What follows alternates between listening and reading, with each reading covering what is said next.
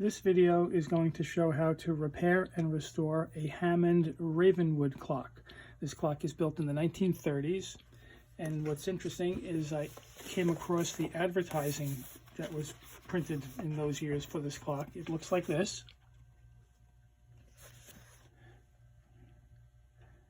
Kind of interesting. If you have a mind to and pause the video, you can actually read it, I'm sure. But let's work on opening this up. I received it in a non-working condition, which means either the rotor is frozen or just kind of gummed up and sluggish, and have to open it up to find out. So on the back, we start with 3 screws. Let's remove those and see how we do.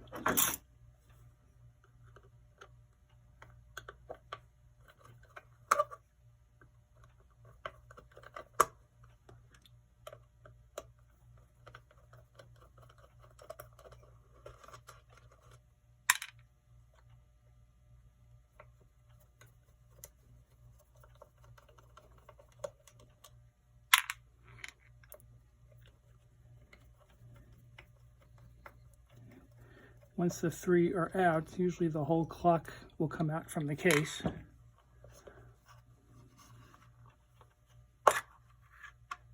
And there we go. Let's remove the glass. Put that aside.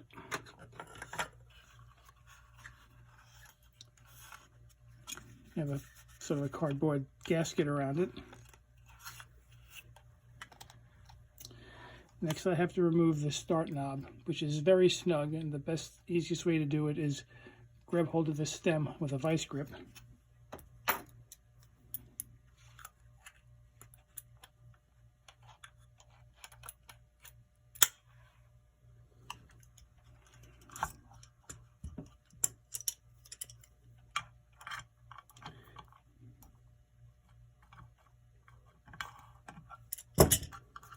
That was pretty easy.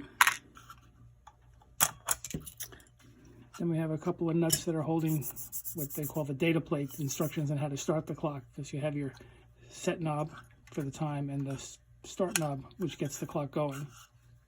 So let's take these off next.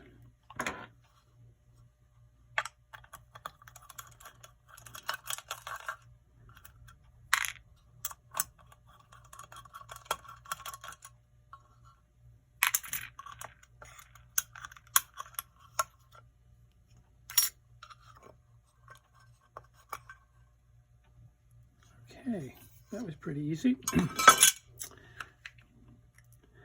What I want to do next is remove the hands so that they don't get damaged in handling this. Let's see how easy these want to come off.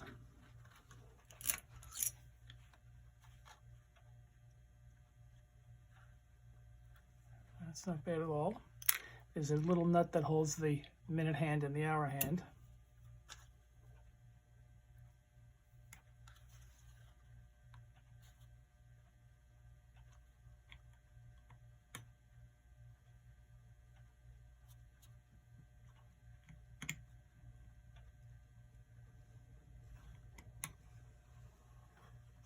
Oh, that's not bad either. I think we got it.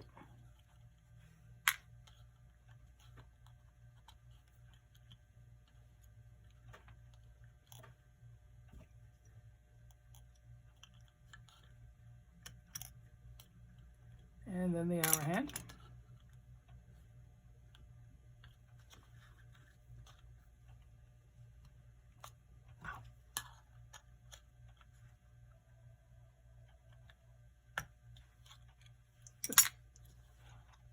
Okay, next what I want to do is remove the rotor, because that needs to be opened up in order to properly lubricate it.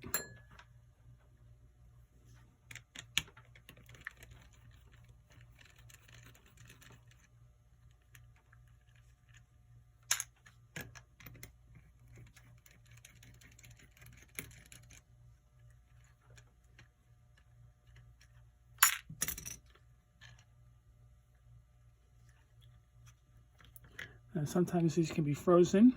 Let's see what happens here.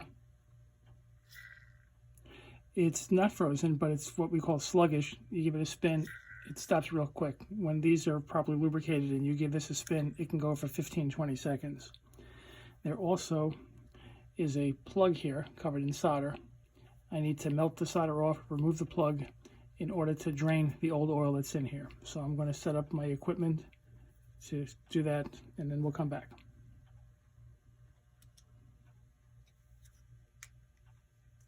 I hold the rotor in a clamp to do this.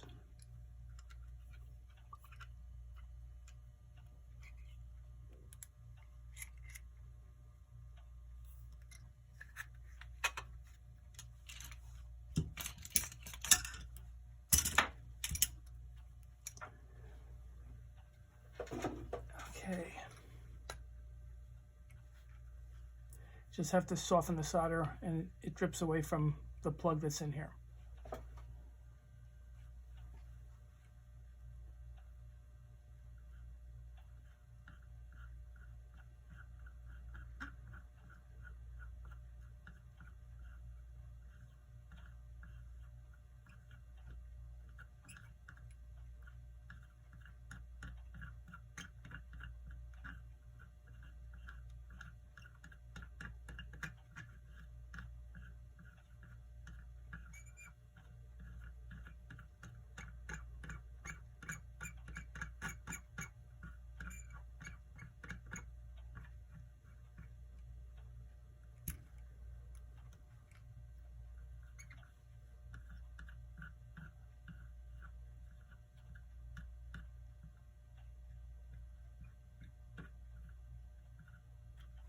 Okay, let's see if you can see this.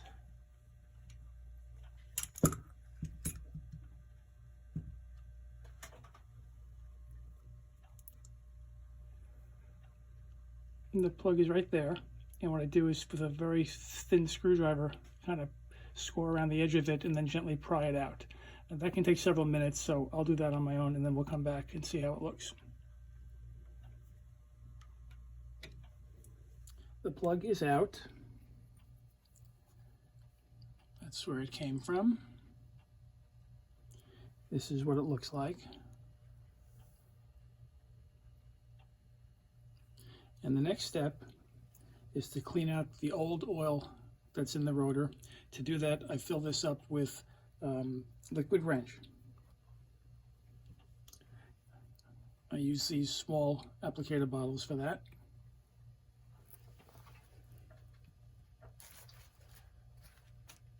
First, fill it about halfway.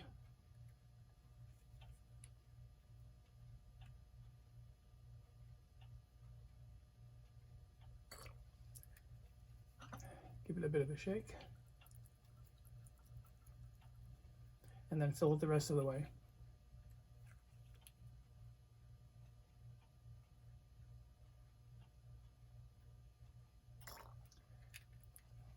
Once it's full, you're going to let this sit and soak for about 24 hours. And then we'll come back and continue to clean it out. The rotor has been soaking for 24 hours. Now I have to shake out all the liquid wrench oil that's in here. Usually comes out kind of green.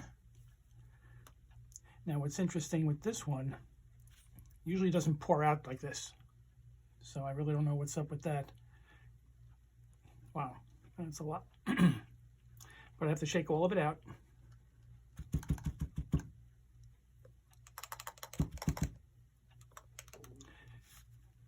And once it's all out, I'm then going to fill it up with 3-in-1 oil. And then we'll let that soak for another 24 hours.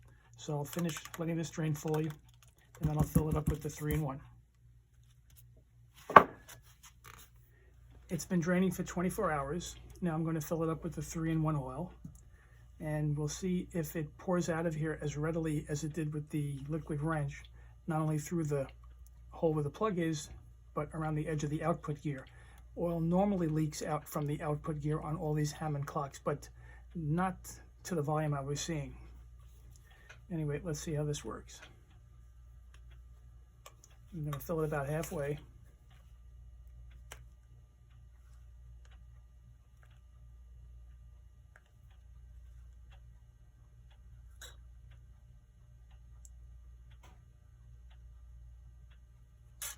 and give it a shake.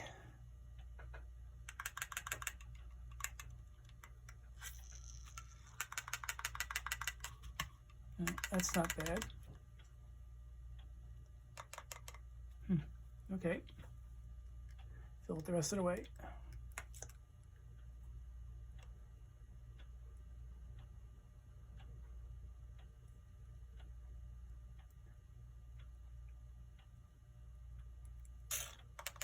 And we'll let this sit for 24 hours.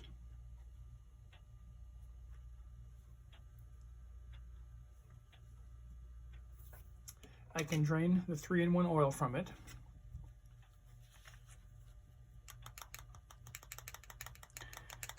Still comes out a little bit green, which is the old oil. And again, this will take several minutes to get it all out, so I'll do that. And then when I come back, we'll work on replacing the plug and soldering it to sealing it up. All the oil is drained out of the rotor, and the gear now turns very freely. But what I'm noticing is that it's quite noisy. I don't know if you can hear that. So although at this point I don't have to add any lubrication to these rotors, in this case I'm going to put in a little bit of what I have is a synthetic clock oil. Just maybe fill it up, maybe 15% of the way.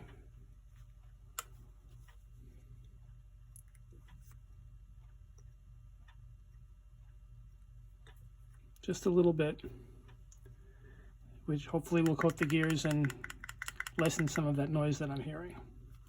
Next, I'm going to position this in a clamp so that I can place the plug in there and solder over it, and I'll show you how that looks in a moment. I've got the rotor clamped, and I'm going to place a little plug back in.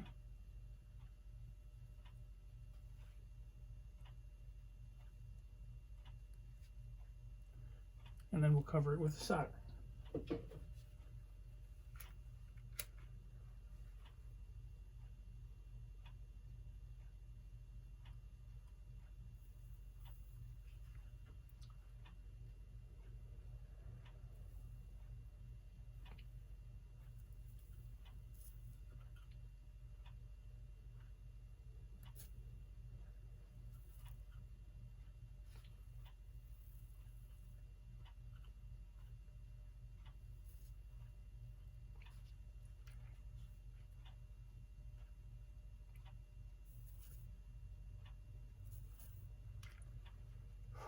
And that should do it.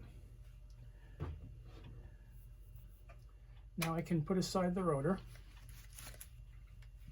and focus on taking apart the clock assembly. First thing I want to do is disconnect the power cord from here. So we'll take off these wire nuts. These wires are twisted on pretty tight and I don't want to break anything, so I'm going to slowly take it apart and then we'll come back. What I have left here is just a couple of strands of wire. So I'm going to end up cutting off some of the insulation here to expose more of the wire so we have a better connection when I put everything back together. Next, I'm going to slip this gasket off.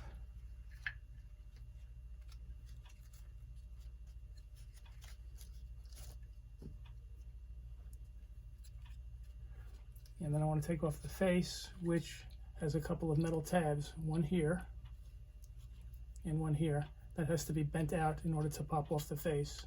And I want to do that very gently because too hard or fast you can break them off and then the face isn't going to fit anymore. So let me do that and we'll come back. I've bent up one of the tabs and this metal is very soft. You have to be really careful in handling that. But once one is bent off of here, you can just tilt it away and then slide off the face. You don't have to bend both of them. What we have here now are these 4 nuts which are holding this front plate to the back one. I'm going to remove those and that should expose the gears that are in here.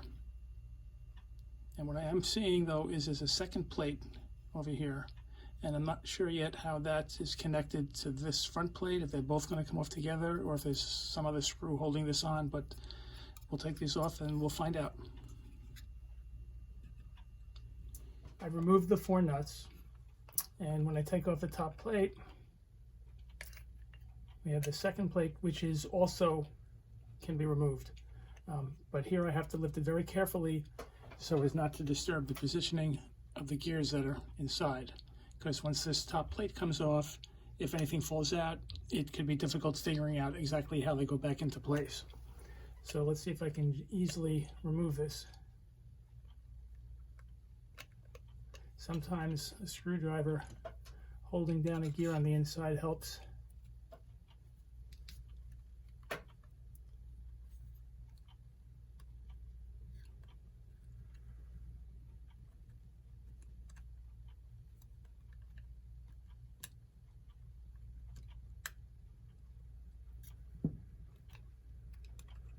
Now this one is very tight, so what I'm going to do before I force it off is put a little WD-40 on the spindles on the inside here. It's hard for you to see, but if I lubricate a little bit in here, it should help this slip off without gripping and pulling up the gears. So let me do that and then we'll come back.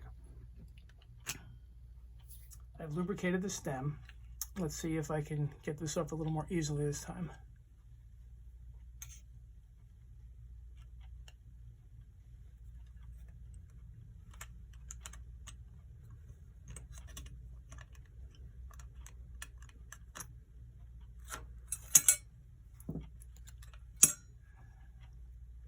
And that is the position of how the gears should look.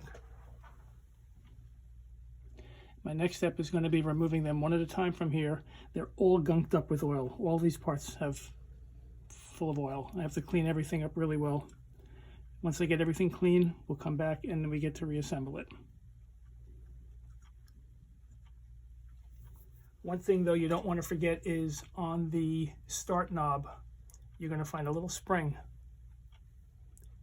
You need to remove that and just put it aside because you don't want to lose that. Another thing I want to mention is you should take a photo of how these gears look, and as you remove each one, take a photo so that you'll have a good reference for what order they're going to be put back together. Now that I have everything removed, I'm going to clean it up. I like to use some Dawn dish detergent and a bit of hot water. It really cuts through the grease. Also, you can use a toothbrush to scrub around the teeth of the gears. If there's some really stuck, dried up oil, you can use a toothpick to kind of get in around the edge of the gears as well. If you happen to be fortunate enough to own an ultrasonic cleaner, filling that up with some hot soapy water and then soaking them in that will clean them up really well also. Anyway, I'm going to gather this all up, clean it up well, and then we'll come back.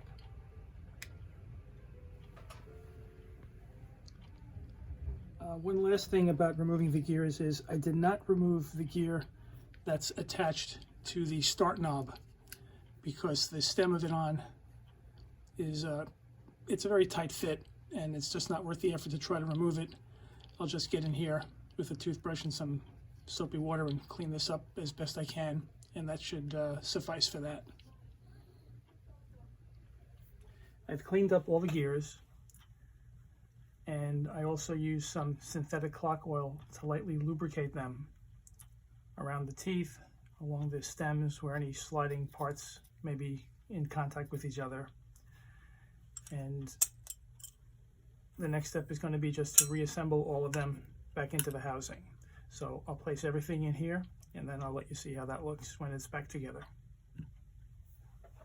I've repositioned all the gears, get back into the original positioning, and next I'm going to seat the top plate over it.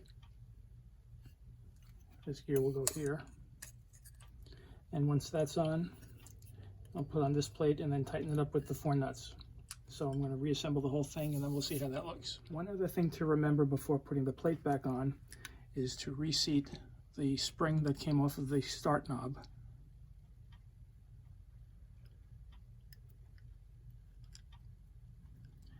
Okay, nothing worse than getting everything reassembled only to discover that you forgot to do that. Everything is reassembled. And I have temporarily placed the set knob back on to make sure that the gears are spinning freely and easily, which they are. And the next step will be to reseat the rotor.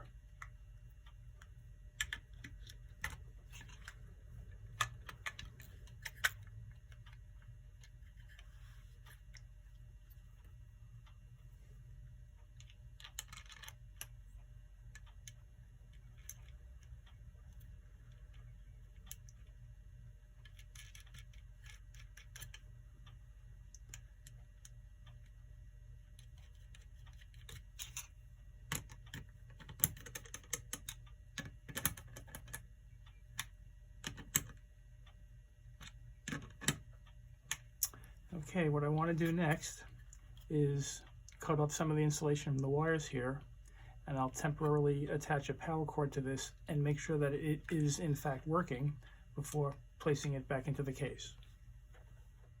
The wires have been stripped and I have attached a power cord. I also placed the second hand back on. It's plugged in. I'll give the start knob a spin and see how we do.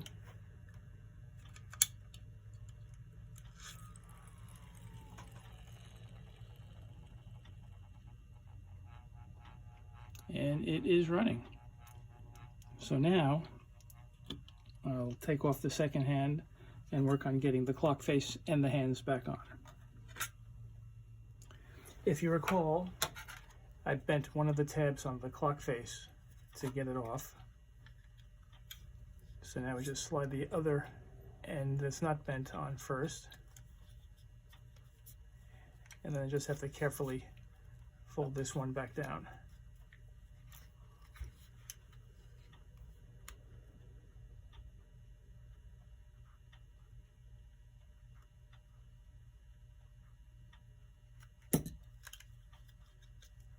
Okay, next I'll put on the hour hand.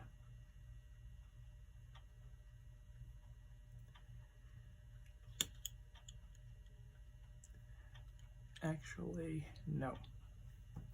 What you have to do is temporarily place the minute hand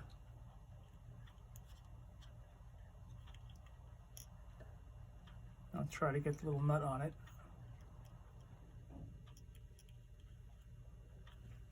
And then set this on the 12.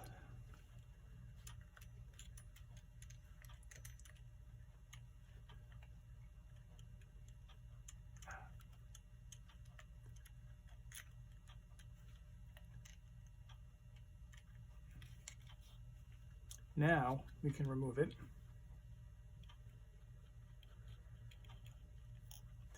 And we put the hour hand on and have that point to the 12.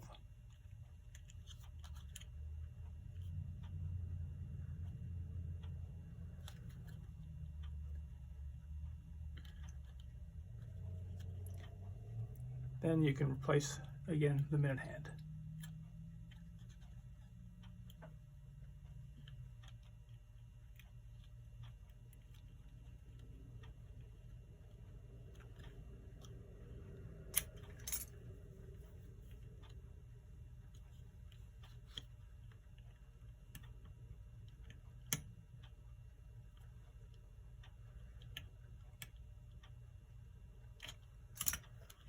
And finally, the second hand.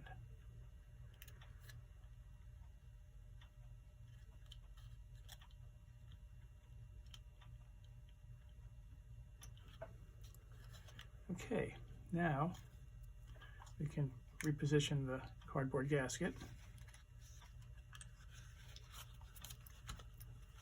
And now I'm ready to place this back into the case. First, however, I have to remove the set knob and then attach the power cord before putting it back into the case. So I'll do that. The power cord is attached. Next, I position the glass into the case.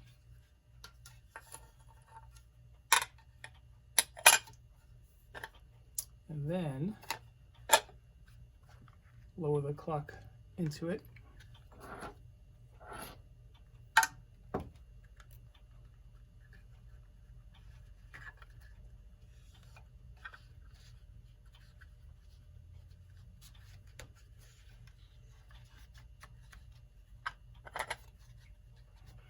Okay.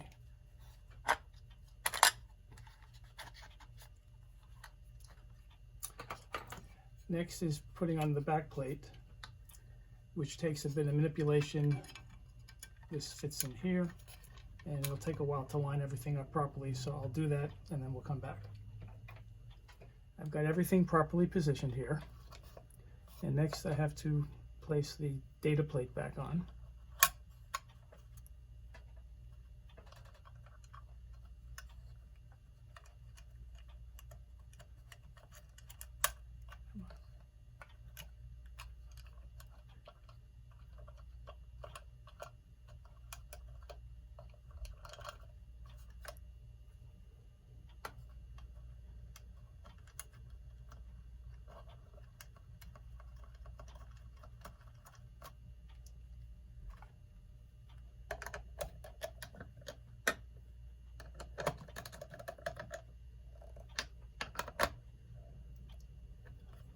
Now I have to put the set knob on.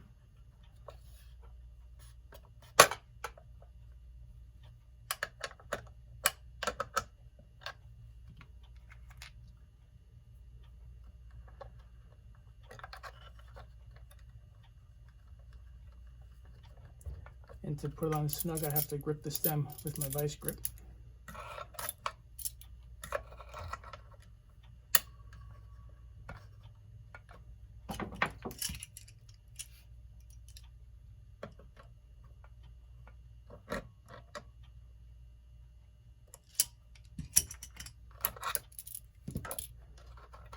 Very good.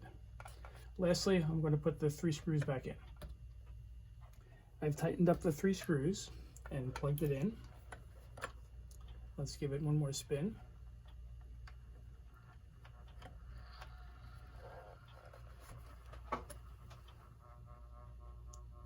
And there you have it, the Hammond Ravenwood Clock. And you'll notice with a lot of these Hammond clocks, when you tilt them sideways, they're kind of noisy. But when they're standing properly, the noise goes away. Anyway, hope you enjoyed the video. Feel free to check out some of my others.